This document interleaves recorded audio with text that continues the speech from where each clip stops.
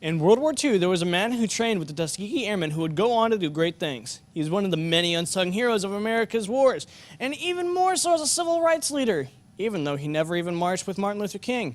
His name is General Daniel Chappie James, Jr. Born and raised in Pensacola, Florida, he went to Tuskegee University and graduated with a bachelor's in science and eventually joined the United States Army as a pilot. Although he did not see combat during World War II, he did fly many combat missions in the Korean and Vietnam Wars.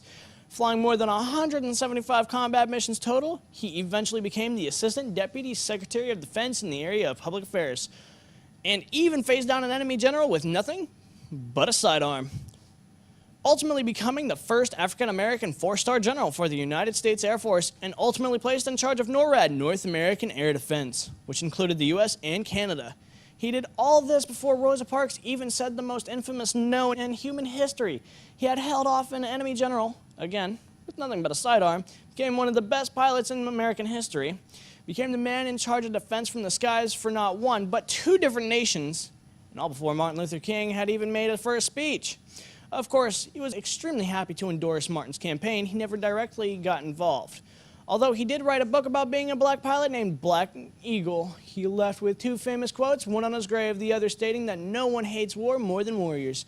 General James was born on February 11th, 1920 and died on February 25th, 1978, a full 2 weeks after retirement. On his gravestone, he left a quote, "This is my country, and I believe in her. I'll protect her from all enemies, foreign and domestic. I fought in 2 wars, and I'll fight in a third if I have to." I'm Jason. Back to you, anchors.